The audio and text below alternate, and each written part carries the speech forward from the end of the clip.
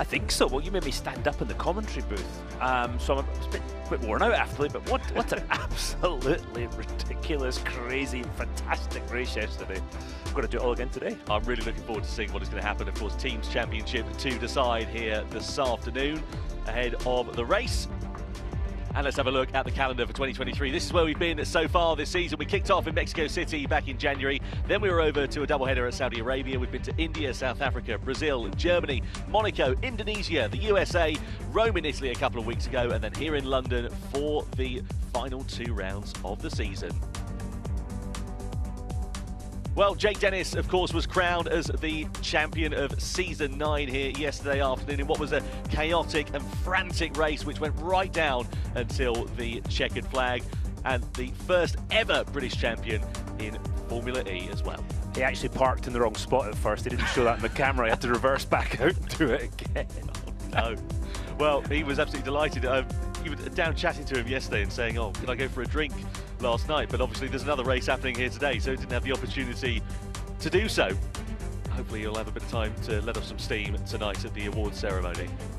Let's have a look at the point standings then, though, coming into this final round of the season. Jake Dennis on 213 points, an unassailable lead, but still very much all to play for in second between Mitch Evans and Nick Cassidy. Pascal Wehrlein there trailing in 4th place. Jean-Eric Vergne with Max Günther not too far adrift in 5th position. Likewise, Seb Buemi just ahead of Felix da Costa, Sam Bird and Norman Nato. A little bit further down there, you can see Jake Hughes and Rene Rast. They had a challenging day at the office yesterday. Rast was running it well in particular. Bit of damage on his car though when one of the red flags came out, meant that he had to go into pit lane. Break part Ferme rules, and then ended up right at the back of the field. And in terms of the Teams Championship, it's all to play for here. Look at this. Tied on points with Jaguar TCS Racing and Envision. 268 points apiece. Tag Heuer Porsche there on 241. Avalanche Andretti on 236. And still very close further down the order as well. Neon McLaren on 88, Nissan on 83, etc. So lots of things to be decided here in the race this afternoon. But this London circuit at the Excel, Dario, we absolutely love this place, don't we? Absolutely. We had a heck of a show yesterday, inside and outside of the Excel Centre. 2 very different surfaces, the third of it inside, incredibly high grip through turns 1, 2, 3 and 4. We saw a lot of overtaking manoeuvres that started on the outside of turn 1 yesterday and finished on the inside of turn 5. Steeply downhill on the out ramp. Turn 9 starts the longest straight of the lap. Heavy braking zone 10, 11, 12, right up against the wall in 13. The kinks in 14 and 15 are not easy. Good chance of rain today as well, which will make them very difficult. 16 attack mode on the outside of the circuit. Back into the XL, 19, 20, and the sprint to the line. And that is a lap of London. I'm going to do it 34 times today in the race. Well, lots of action to come here today. We're kicking things off with the 3rd free practice session of the weekend. You see a few clouds overhead. Here are the Drivers' Championship standings in terms of the top 3. Nick Cassidy there on 171. 2nd place for Mitch Evans following his 4th victory of the season for him.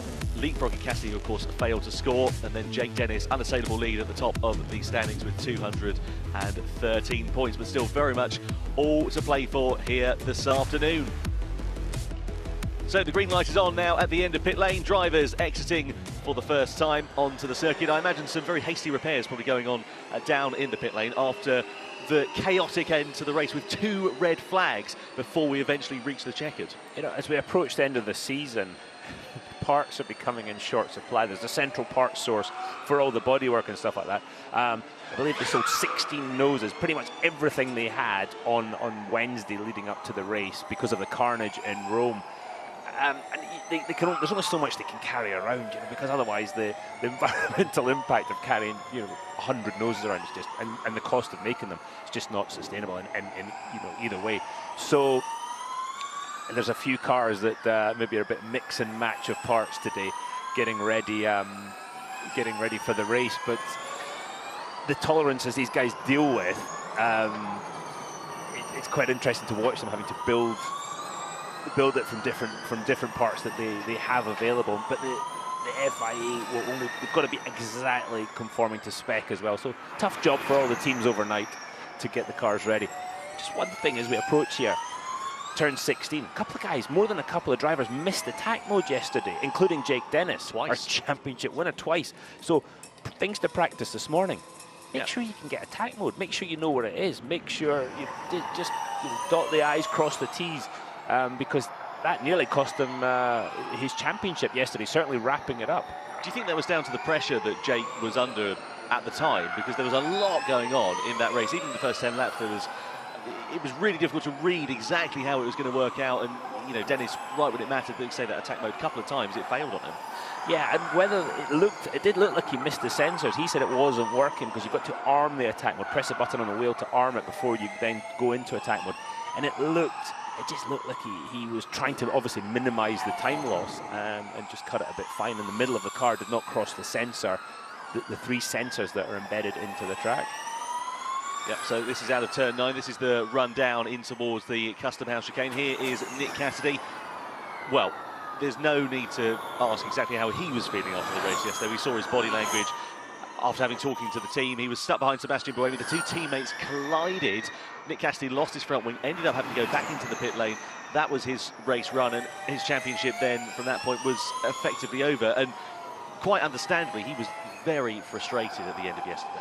Yeah, I think his frustration was building from Rome. You know, he got caught up in an accident with Mitch Evans that Nick was an innocent bystander. A slight mistake from Mitch caused this big accident. That took away his championship lead, and we saw what happened yesterday. But the Envision guys, I think, as a team, seriously mismanaged that one and their drivers and what they were trying to achieve yesterday, and it really came back to bite them. I mean, the golden rule is you do not hit your teammate, and they came together, especially when one of them is fighting for the championship, and they as a team are fighting for the team's championship, and they've lost that lead as well, and now Jaguar are equal points. Yeah, exactly. Envision were leading the team's championship coming into round 15 yesterday. You can see all the drivers on your screen at the moment. Evans and Cassidy in particular are the 2 that are going now for second in the driver's title. That can be decided here this afternoon. Look at the different angles of the head. Verline's head quite tilted quite far forward. Mitch Evans reclined all the way back.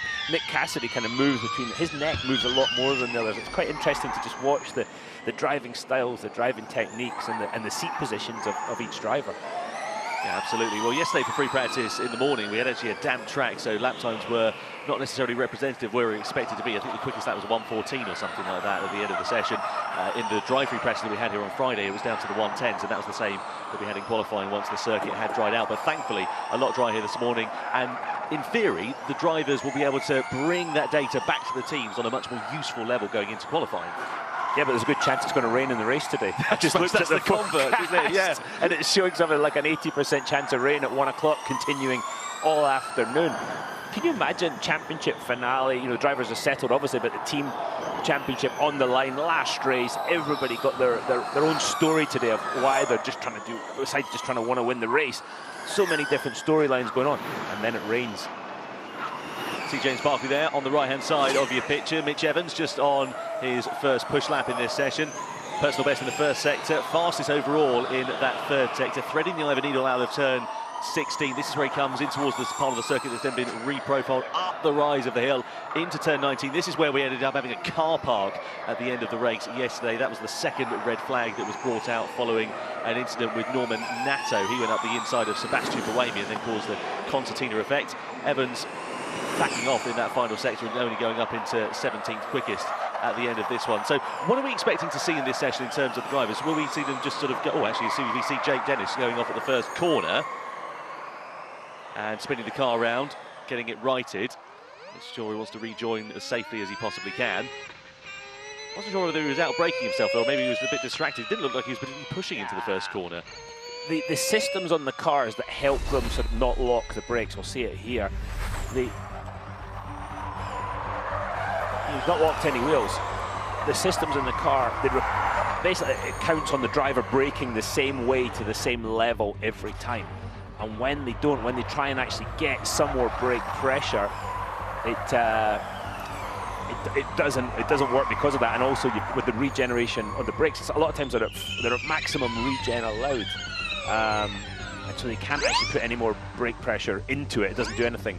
So that's why we've seen some very odd crashes in the middle of races this season as well. It just looks like the guy's just driven straight into the back of the car in front. It's because they cannot put it, the car will not allow any more braking effort. Bit of breaking news, speaking of braking, coming into the commentary box as well. Sergio Sette Camara has been disqualified from the race yesterday. Steward's decision, essentially, the decision reached during the second race suspension. All cars came to the pits.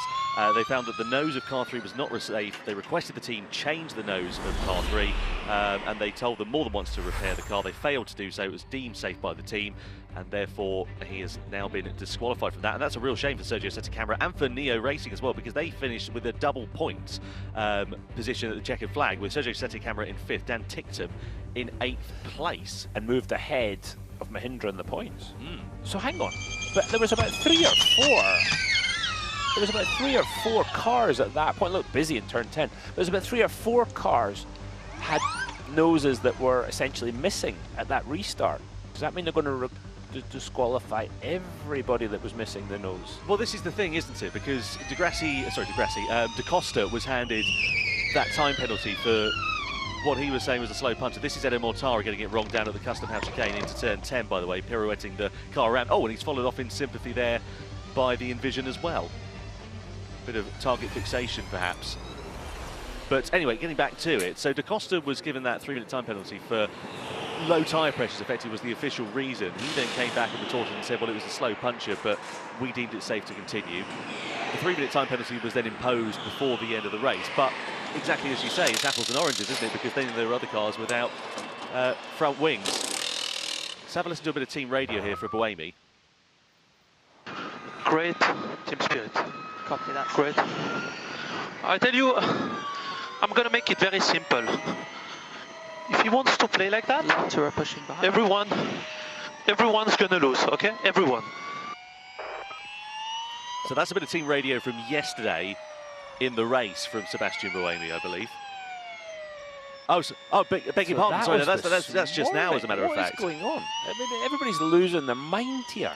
Okay, I mean, we think Nick Cassidy is moving on after today's race from Envision, but you've got one more, you've got a common goal here to try and win the team's championship. The prize money is paid out on the team's championship.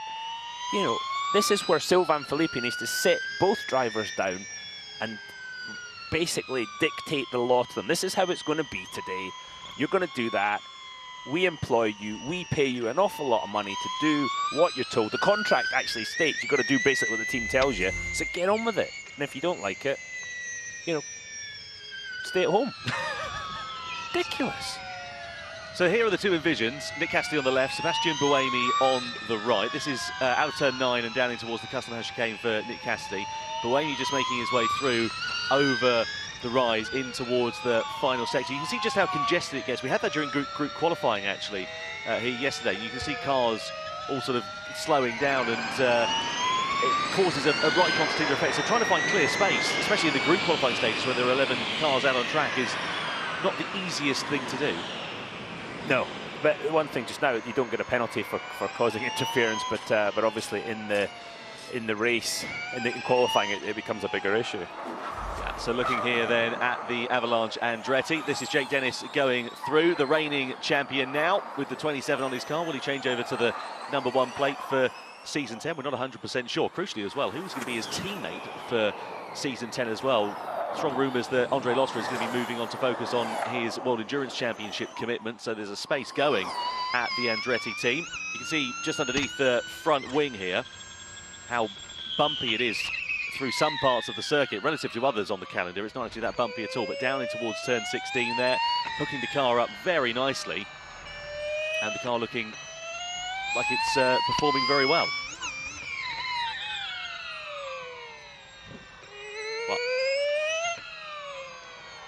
So just having the race results coming through here from yesterday as well. Again, we know that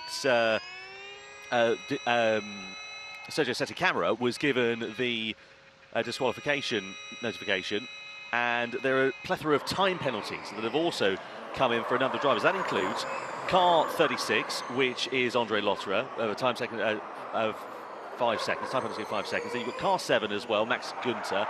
58, which is Rene Rast. You've got car 17, which is Norman Nato. He got a time penalty of 5 seconds. Car 8, which is Roberto Meri, got a time penalty of 10 seconds. Car 13, Antonio Felix da Costa, a time penalty of 3 minutes, as we know, during the race. Yeah, I was going to say, I was just thinking of that. And there we go, 3 minutes. And then, of course, we know that Sergio Santacamera was disqualified from that one. So, well, that's rather changed the complexion of things, because the final classification from round 15 yesterday means that it's Mitch Evans, Jake Dennis, Sebastian Buemi on the podium, then Sam Bird in 4th, Edo Mortara in 5th, Lucas de Grassi in 6th place for Mahindra, Dan Ticktum elevated up to 7th, Norman Nato 8th, Pascal Verline 9th, Jake Hughes with a point down in 10th position as well. I'm waiting for your reaction, Darian. Actually, I'd like to go and sit and we'll go through all that with each one of these penalties, because a 3-minute penalty for a slow puncture against a 5-second penalty for no nose on the car. Anyway, we'll unpack it later. See Nick Cassidy coming into turn 1. Pascal Verline. Yeah, Verline. 60. He's, again, really strong start to Verline's season. The last half of this year, he's been consistent, but consistently in sort of the lower scoring points position, and that's really cost him an effective fight at the driver's title. And sitting down in 4th place in the championship standings in the drivers, you'd imagine he'll be disappointed with how things have worked out for him in the latter half of 2023. Yeah, and there's one DNF, but then it's very much sort of 7th, 8th, 6th, that type of stuff, where the other guys are 2nd, 3rd, win, and that's where the differences come in. Yet another issue, Max Günther. Yeah, just going off down at turn 10, pirouetting the car around. To be fair, a bit of rubber laid down at that part of the... That might rubber in more than the track at this point. Felix da Costa improves his time up to 11th. So with just under 17 minutes now remaining in this session, Mitch Evans tops the order from Jean-Eric Vergne and Sacha Fenestraz. Fenestraz quite unlucky yesterday, good pace underneath him, and Norman Nato as well at points, and then that time penalty that he suffered, and also the accident as well with Sebastian Buemi really costing him and Nissan a strong result. Only one podium that they've managed to achieve in 2023 for the factory Nissan team. That was courtesy of Norman Nato a couple of weeks ago in Rome at round 14.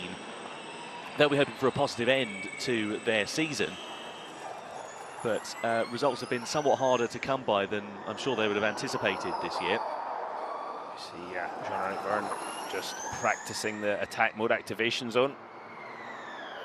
Yeah, just coming through in towards the final couple of corners is Jean-Eric Vergne. That's turn 19, then turn 20, the left-hander. This is the straight where we had the indoor land speed record set by Jake Hughes in the Gen Beta car the other day. Did you have a chance to have a look at that, by the way? No, I haven't seen it. I've seen the video of the land speed. It's pretty punchy speed on that short straight. Yeah, it's brilliant. It's obviously producing a bit more power than the Gen 3 cars. It's got a special front wing, which has been designed to increase aerodynamics, reduce a bit of drag. Special Hankook tyres as well. Loads of different things, basically, to make it as fast as they possibly could. In the very short space, it's only a 270-metre long straight, that, so there's not really a great amount of opportunity, but they still wanted to smash the land speed record by some 50-odd kilometres an hour. Indoor land speed record, beg your pardon, by about 50 kilometres an hour, which was hugely impressive. And also, we had a duel there as well. We had Jake Hughes in one of the cars, Lucas de Grassi in another, and interestingly, de Grassi's times during the majority of his runs, in the practice runs, were faster. He had a bit of a slip going through the final corner, though, on his officially timed run, lost a bit of time, and as such, he ended up about a kilometre an hour in deficit to Jake Dennis, and as such, Jake Dennis is now the Guinness World Record holder for the indoor... Jake Hughes, I beg your pardon, for the indoor land speed record. Bit of team radio for Buemi. Very strong. Keep pushing if you can. That's P1. That'll cheer Buemi up a little bit after his mild rant earlier on the radio. This is driver's eye view. It's a Pascal Verline. A fantastic view of the circuit, this, really, isn't it? It just gives you an idea, especially how blind a lot of these corners are. Yeah, exactly. A lot of them are blind, but also the restricted vision that the driver has. Sometimes you'll see the two drivers coming together from one on one side of the track, one on the other, meeting in the middle, and you think, how did that happen? You actually see how restricted the view is through the helmet, the halo, the head surround. See the team principals here. James Barkley on the top left, Sylvain Philippe on the top right. Roger Griffiths, and then Roger Griffiths over his right shoulder is JF Thorman, Michael Andretti's right-hand man. So the boss is being watched by the boss until the big boss shows up later this afternoon. Yeah, Andretti. Yeah, Florian Modlinger, their team principal for Tag Heuer Porsche as well. And be interested to see what sort of tactics they're going to be deploying here. This is a pirouette for Jake Hughes down at turn 10. Turn to 10B, I think we're going to start calling that. A lot of drivers seeming to push the limits a bit more than we saw there yesterday. Yeah, I wonder if some of that as well is due to we think the race today, 2 laps shorter, is going to be more of a sprint. There's going to be less lift and coast, and because of that, you're going to be approaching 10 that bit quicker. So people and they're trying to push the limits. What did they learn yesterday in the race? What can they change in the setup to make them faster today, more competitive, and ultimately get a better result? Well, let's see what happens to Jake Hughes. This is out of turn 9 on the run down into turn 10. Looks like he's just going to lock the rear going into there. Yeah, he just wasn't happy with that, was he? It's a very weird feeling when you commit to a corner, your balance, your inner ear, you've committed to the apex and you've got to turn out, and it can actually give you a bit of make you a bit disorientated, get you a bit dizzy. I had that at Brands Hatch the other day. I was testing my Fiesta, nowhere near the speed of these things, and the rear lock going into Paddock Hill Bend made my backside go like a rabbit's nose. So. But thankfully, no trips into the gravel trap, and at least these drivers on this circuit have got a little bit of runoff. On board here with the driver's eye view from Sam Bird. His final position at the checkered flag for the classification of round 15 was 4th place at the end of all of the chaos that unfolded. Bird and Evans, the Jaguars in particular, have had really, really good pace all weekend. Likewise, the 2 Envisions. That Jaguar powertrain seems to be really working very nicely and, crucially, quite efficiently. Yeah, and Jake Dennis said that yesterday, didn't he, after the race? He said, oh, we did well against the Jaguar powertrain. So the Jaguar, the team have really come up with something special. Not only quick, but, as you say, efficient too.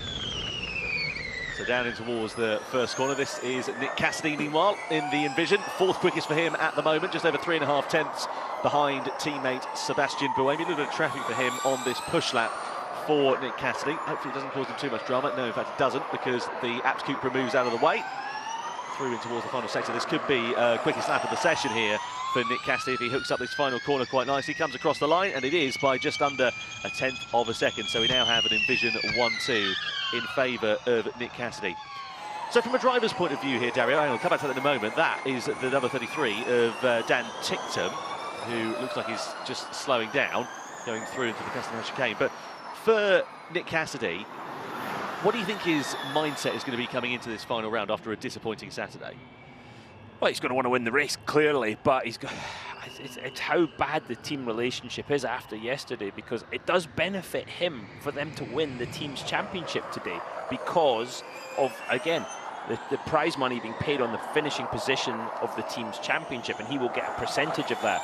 And he's probably got a bonus if he finishes 1st, 2nd, 3rd in the championship, obviously, and those will decrease the further down the championship he finishes. So if he can get into 2nd today, financially, he's going to do better. So you know, that's I would imagine that's a fair amount of motivation. As Oliver Askew just pointed out to me here in the commentary booth, we got the Envisions 1-2, the Maseratis 6-7, the Nissans 8-9, the Neos 14-15. So it's kind of team by team by team as everybody starts to figure out the setup for this track going into the 2nd day. Yeah, drivers now beginning to set some personal best lap times and really beginning to amp up the pace at the sharp end of the field. This is Mitch Evans, looking like he's on a bit of a push lap in the Jaguar, just coming up against a bit of traffic here. Personal best for him in that 1st sector, as he manages to make his way past Jake Dennis, who's on a cool-down lap at the moment, in towards the chicane, where we've seen quite a few drivers pushing the limits. And speaking of pushing the limits there, Evans just missing the apex on the run into turn 10. That'll cost him a little bit of time. The apex of 13 is probably my favourite part of that series of corners, because it's a wall, there's no curve. You can't misjudge it by an inch, otherwise you're going to do a little damage. And actually, Nick Cassidy's car yesterday on the grid, you could see where he brushed the wall ever so slightly with the Hankook tyre, and a beautiful exhibit of precision. Yeah, it really is something special, especially when you get into qualifying, get into the duels, when they put a bit more power on the cars. A lot of pressure, of course, because there's only really one flying lap as Mitch Evans comes across the line. Personal best time for him, stays 5th quickest at the moment. Here is Jean-Eric Verne, double Formula E champion, the only driver to have won championships in 2 different generations. He won it in the final season of Gen 1 and then again in the 1st season of Gen 2. So back-to-back titles for the Frenchman. DS Penske sitting down in 5th place in the Drivers' Championship sorry, the team's championship, I should say, rather. Jean-Eric Vergne, in terms of the drivers' championship, also in 5th place. 1 win so far this year, earlier in the year back in Hyderabad. Since then, it's been challenging for the Frenchman and indeed for the whole DS Penske team. Stoffel Van Dorn has really struggled in his title defence and moving over to that new outfit. Oh, brushing the wall there on the exit of 13 as well. That was what I was talking about. That was so impressive. He's got a bit of traffic ahead though, but the Mahindra gets out of the way. Very nicely done. Yeah, so Vergne just coming through in towards the final sector. Not been a lap time that's lit up the timing screens for the Frenchman at the moment. Down in 12th fastest, just under 0.8 of a second away from the fastest time in this session. Pascal Wehrlein, his nearest rival, just a couple of hundredths quicker than him. But it's amazing how close the gaps are here. Though we're only in free practice, 3 drivers aren't going to be pushing as hard as they will be in qualifying. 1.5 seconds separating 22 drivers. See Jay Penske on screen.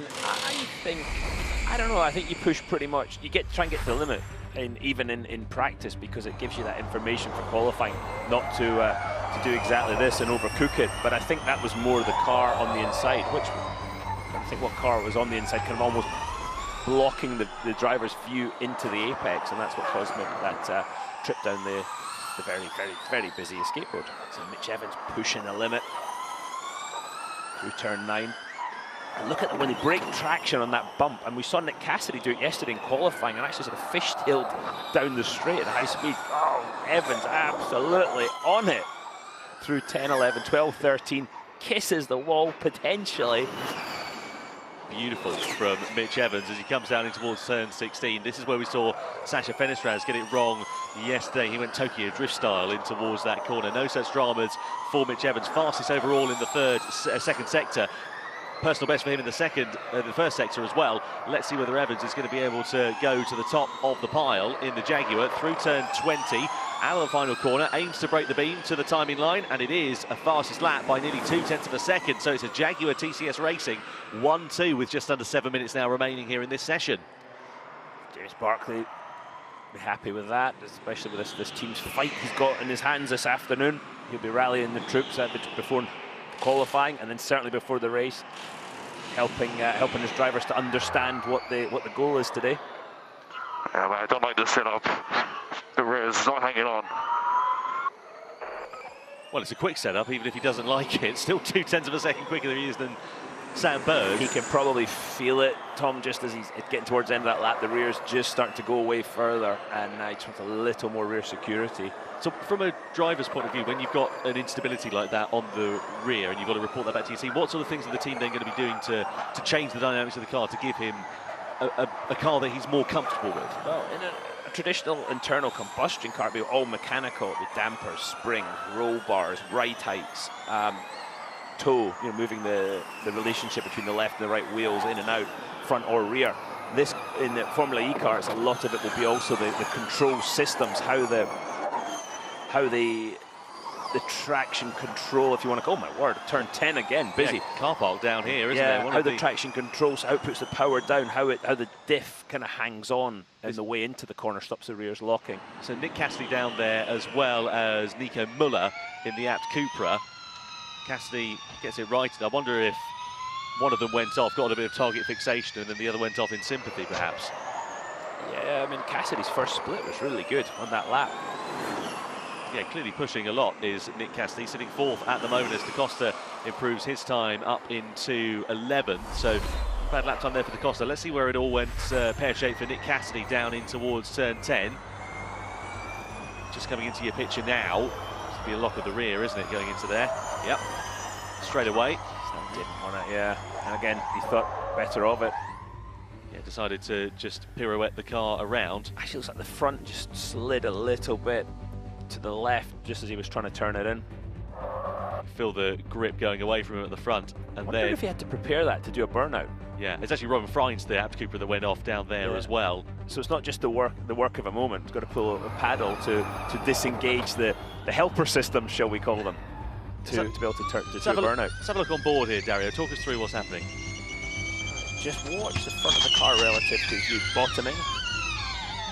Yeah, he's just not. He's started bottoming. It's on the edge of locking, probably just carrying 1 or 2 miles an hour, quicker than he would like. And you see him just go, okay,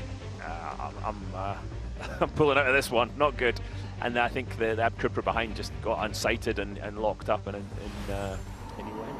Yeah, but put the frights up here, wouldn't it? Seeing another car locking up, heading towards your direction into that corner. Thankfully, a fair bit of room for Robin Freins to go off to the escape road. There's Jean-Eric Vergne, personal best for him in the first sector. In the DS Penske then, looking like he's doing pretty well here in this second sector. Again, personal best, but some half a second adrift of the ultimate pace at the moment. Teammate Van Dorn down in 17th quickest so far this year as well. What do you think they're going to be doing when it comes to the off-season to try and regroup? We know that Penske are a team that have been around in motorsport for a good number of years. They've been in pretty much every category there has been. They know how to run a race team. Well, this is Jay Penske. This is Roger's son running DS Penske, so it's a slightly different operation. But they've been very successful in the IndyCar, and obviously they've been in Formula E a long time. They've been working very hard with the powertrain over the break until next season. They'll be working mechanically as well. Just every area they can think of to try and improve. Some marginal gains in all areas. Some areas will be bigger than others. I will say that the DS Penske looked a little bit lazy in change of direction between turns 17 and 18. That left-hander, right-hander just before they started heading up the hill looked a bit slow to change direction compared to some of the other cars we've seen. Buemi goes quickest of anybody, sector 1. Yeah, looking pretty good here is Sebastian Buemi. Sergio Sette Camara was pushing in the first sector, but backed off at the end of that lap, fresh off the back of his disqualification. Got a yellow down at turn 1, so somebody's run on into the escape road by the sounds of things. Here's Buemi on his push lap, though, looking pretty good as he comes through into the ever-decreasing right-handers. Oh, big snap of oversteer through 15 there. Gathered the car up nicely, though. He's a 10th down already. Tim having several bites of the turn 17 apex. Turn in, turn out, turn in, turn out. You hear brake traction as it goes light. Slightly wide on the apex of the entry into turn 19 as well. Going to get it hooked up for 20. Looks okay as he aims to the timing line. It's going to be third quickest for him. So the lap sort of went away towards the end there for Buemi. But again, Jaguar 1, 2, 3 now, the factory cars, and then the Envision customer car in third with Sebastian Buemi. Sacha Fenestraz looking pretty good out there at the moment in fourth for Nissan as well. See what he is going to be able to do. Rumour is that he's going to be staying put with that team for next year. Possibility maybe of someone like Nick de Vries coming into that outfit for season 10. Yeah, I've also heard Oliver Rowland might be going back to Nissan. So we need to go push. We need to go push. A lot of traffic for Jake Dennis. Look at it, it's rush hour. Yeah, coming in towards the business end of the session then. So just under a minute now remaining, and drivers, look at this, it's like Piccadilly Circus on a Monday morning, isn't it? And again, this is where you want this oh my word, you want this information, so when you push on your qualifying laps this afternoon, you know where all the braking points are, the grip available. He's got no chance. He's got 33 seconds to go. This is going to be the last lap. They're starting the last lap of practice, and you need to have some kind of clear lap. Yeah, you see him backing up there, just trying to get as much space as he possibly can. Launches himself out of the final corner, does Jake Dennis. 8th fastest for him at the moment as he gets the car into turn 1 and turn 2 relatively okay. On board with Sam Bird, coming through turn 16. And Jake Dennis said he really feels a good rhythm with this track, especially the high grip parts, the indoor parts. It really seems to work for him. Turn 19 then for Sam Bird, second quickest for him at the moment. Personal best in the second sector. I think it might be an improvement in time. Tictum and Da Costa have already taken the checkered flag. What about Sam Bird then? As he comes to the timeline, goes fastest overall in the third sector, so goes within 7/100ths of teammate Mitch Evans. Improves in time but not in position. Sergio Sette Camara here, meanwhile, in the Neo. Bit of instability there on the rear as he comes through in towards the final sector. Over the rise into 19. Can he get the car turned in okay? Yes, he can. Still not looking quite as comfortable as some others that we've seen through those final couple of corners. Camera improves, though, meanwhile, up into 8th fastest. Here's Jake Dennis on his final flying lap in the session. Don't think he's going to be anything to write home about. 10th he is at the moment. Personal best in the second sector. He comes to the line. Does he improve? No. Loses a bit of time there in that final sector with a bit of traffic. Stays 10th at the end of FP3. Mitch Evans, meanwhile, his final flyer. You hear the tyres chirping, the front tyres, as they try and get the car rotated through the last corner. Such the beauty of these electric machines is that you do get to hear noises that you wouldn't hear with internal combustion engine cars. Buemi's going to finish this one third quickest, so it will be a Jaguar powertrain 1, 2, 3. Mitch Evans, Sam Bird, Sebastian Buemi. Got a yellow down at turn 19. That's, because session. now the checkered's out, they're going to do the practice starts. Yeah, I keep falling for that one a few times myself. Yeah, we didn't get that yesterday because we had a red flag at the end of FP2, didn't we? Yeah, exactly right. So that was because of, I think it was Sasha Fenestraz ended up in the wall potentially, or was that qualified? I forget. It was such a long day yesterday. Like drinking out of a fire hose, wasn't it? Yeah, my memory's gone blank. Anyway, James Barkley then watches on with his two drivers, finishing 1 and 2 at the end of that one. That's great news for them to know that they've got good pace as we see Sam Bird's practice start. Just a reminder in terms of the team's championship, Jaguar tied on points with Envision at the top. And interesting, when you see them practicing starts, not only are they practicing starts, but they're practicing braking points for turn 1, especially if you're on the front row. Obviously, if you're further back than that, your braking point is very much dictated by the drivers around you. But if you're on the front row, you've got to pick that braking point well. Confirmation then of the team standings just going into round 16 today. Jaguar and Envision tied on 268 points. Tag Heuer Porsche there very close with Avalanche Andretti behind. Then you've got DS Penske, Maserati very close for 5th place, just 13 points separating them. Neil McLaren and Nissan. There's fights up and down the orders wherever you look at them here in Formula E, and still stuff in the drivers' titles to be decided, not necessarily in terms of the top position. We know that's gone to Jake Dennis, but second place still very much up for grabs between Mitch Evans and Nick Cassidy as well. The team Neil McLaren's departing. René Rast was on the left, Jake Hughes on the right, down towards the first corner.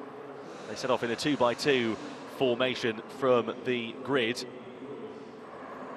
Wait for the 5 red lights to come on, and then they launch themselves away, as is standard at the end of our free practice sessions.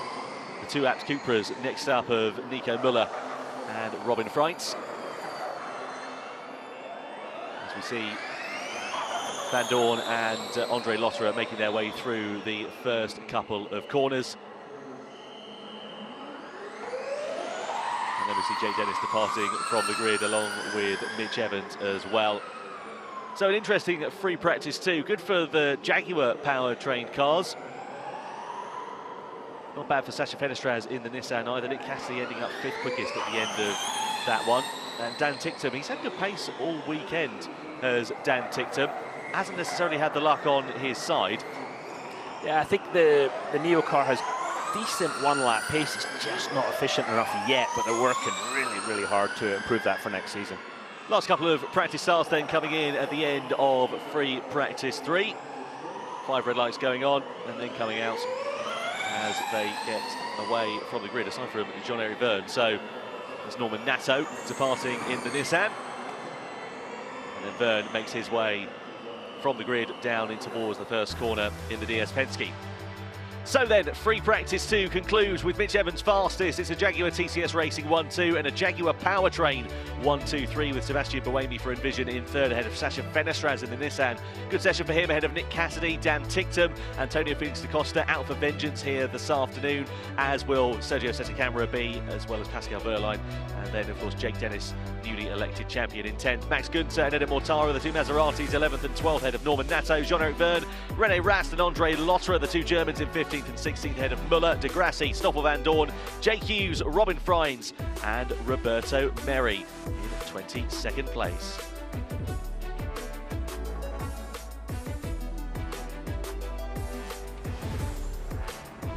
Well, there we are then, at the end of free practice 3. Sebastian Buemi, not a bad session for the Envision. No, absolutely not. 3rd and 5th with Nick Cassidy, but they're chasing the Jaguars. They've got to get ahead of them today because, again, it's quite a financial windfall, between quite a big difference between 1st and 2nd in the team's points. It's all to play for. Yep. And this is so important for every organisation on the grid. Qualifying is going to be crucially important as we see Mitch Evans emerging from his Jaguar. Seemed in good spirits when I saw him walking into the XL here this morning. He knows he's got a fight on his hands, but he also knows that he's got the capability and, crucially, the machinery underneath him to be able to deliver. And he did the job yet again yesterday. There was a bit of frustration because of what had happened earlier in the season, and he, felt that and he felt that he was in that. He really was in the championship fight, and he got taken out a couple of times and made that mistake in Rome, maybe ruining a bit those earlier season issues. But what a job yet again he did yesterday. Continues to be a championship contender every season. Envision will be looking to put yesterday behind them. A bit of a tale of two fortunes, really. Cassidy ending up out the race after contact with Buemi. Buemi ending up with a podium at the end of the race, though. So, good result for them in terms of the team championship. But in terms of the drivers, of course, it did eliminate Nick Cassidy from a possibility of claiming that title as the Kiwi gets out of his Envision car. So, exiting the pit box. Bit of a time to have a debrief and discuss with the team. As Oliver Askew has just pointed out to me, Buemi quickest in the first sector, Evans quickest in the second sector, and Sam Bird quickest in the third sector. So if one of them can tie it together, there's quite a lap in there. Yeah, looking forward to seeing what is going to happen come qualifying here later on this afternoon.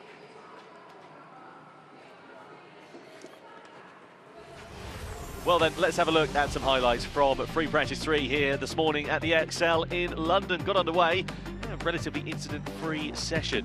A couple of yellow flags coming out. We saw Jake Dennis pushing on early stages, and he went off at the first corner, had to pirouette his Avalanche Andretti round. Just locking the rears going into there. Turning the car around, getting it facing in the right direction.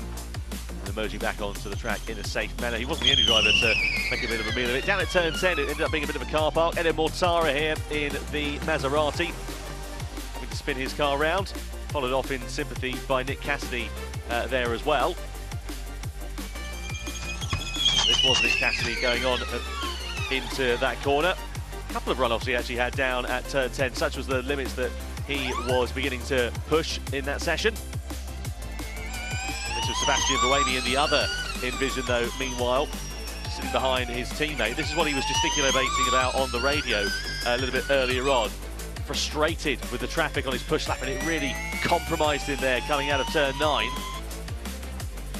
We know Buemi I tell you, I'm going to make it very simple. If he wants to play like that, everyone's going to lose, okay? Everyone. Oh, no love lost there between Sebastian Buemi and Nick Cassidy at the end of the session, as we saw Max Günther exploiting the limits, as did Andre Losra in his Andretti as well, spinning the car round. See him here just locking the rears down in towards turn 10. Losra ending up that session down in 16th place as well. And this was Nick Cassidy and his second run-on down at the turn 10 chicane. He was followed up in sympathy by Robin Freund there as well, but it was Mitch Evans who ended up fastest at the end of FP3.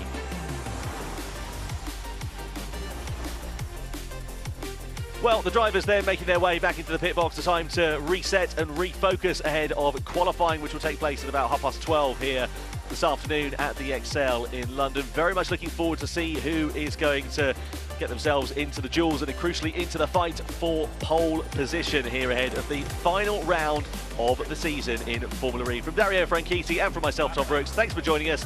We'll see you for qualifying later on here this afternoon.